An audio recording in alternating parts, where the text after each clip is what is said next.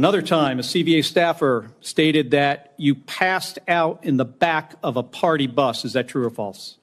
Anonymous smears.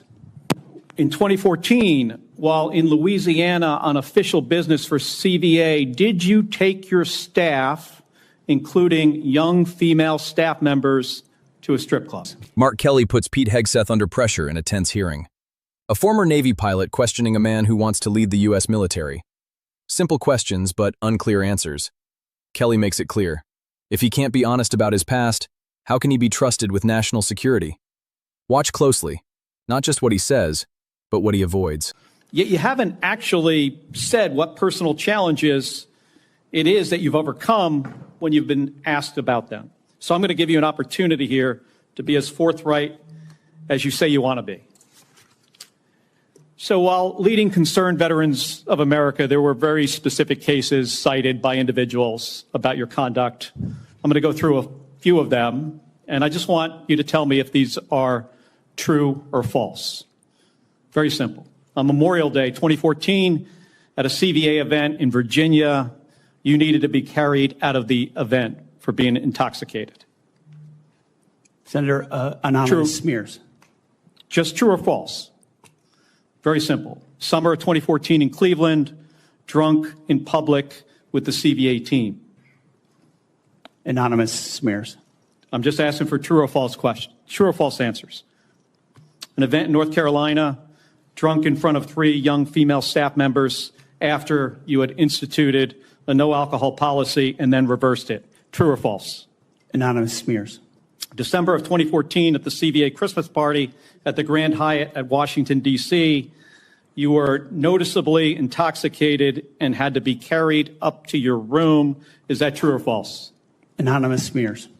Another time, a CVA staffer stated that you passed out in the back of a party bus. Is that true or false? Anonymous smears. In 2014, while in Louisiana on official business for CVA, did you take your staff, including young female staff members, to a strip club? Absolutely not. Anonymous smears. So, is it accurate that the organization reached a financial settlement with a female staffer who claimed to be at a strip club with you, and there was a colleague who attempted to sexually assault her? Was there a financial settlement? Senator, I was not involved in that. I don't know the nature of how that played out. But you understand there was a financial settlement for a young female staffer who accused another member of the organization, not you, of sexual assault in a strip club. We have multiple statements on the record referring to that. But you claim you were not there when that occurred. Absolutely not. Now, the behavior I cited, if true, do you think that this behavior of intoxication, going into these type of establishments, women on your staff being so uncomfortable that they have to file these sort of harassment claims, do you think this is appropriate behavior for a leader?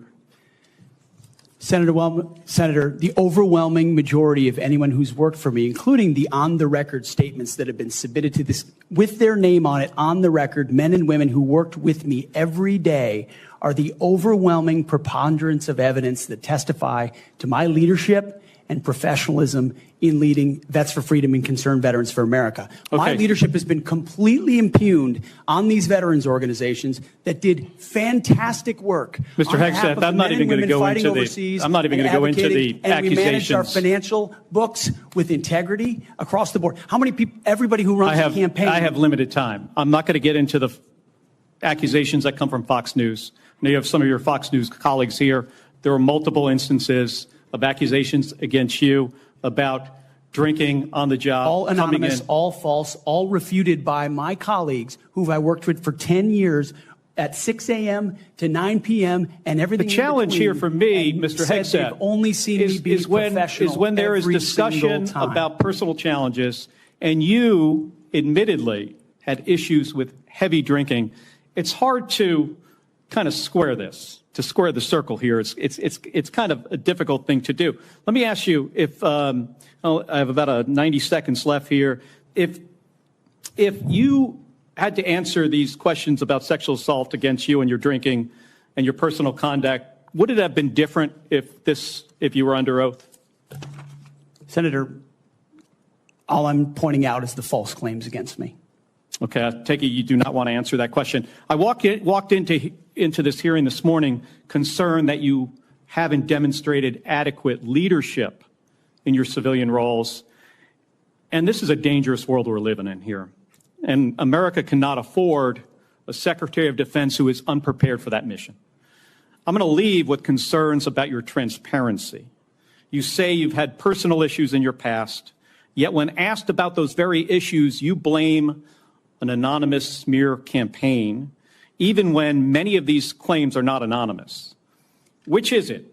Have you overcome personal issues, or are you the target of a smear campaign? It can't be both. It's clear to me that you're not being honest with us or the American people because you know the truth would disqualify you from getting the job. And just as concerning as each of these specific disqualifying accusations are, what concerns me just as much is the idea of having a Secretary of Defense. Senator Kelly had a clear strategy. He used Pete Hegseth's own words against him. Hegseth said, "I sit before you as an open book," and Kelly simply held him to that promise. Instead of jumping straight to the biggest allegation, Kelly built the case step by step, asking about different incidents, different cities, and different years. That mattered, because one claim can be brushed aside, but repeated allegations start to look like a pattern. And Hegseth's answer never really changed. Over and over, he called them anonymous smears. But Kelly pushed back, pointing out that some of these accusations were already on the record, with real names attached. That made Hegseth's defense look weaker with every answer. When the pressure got heavier, Hegseth stopped answering the questions directly and shifted to talking about his supporters and his record. Kelly did not let him escape that way.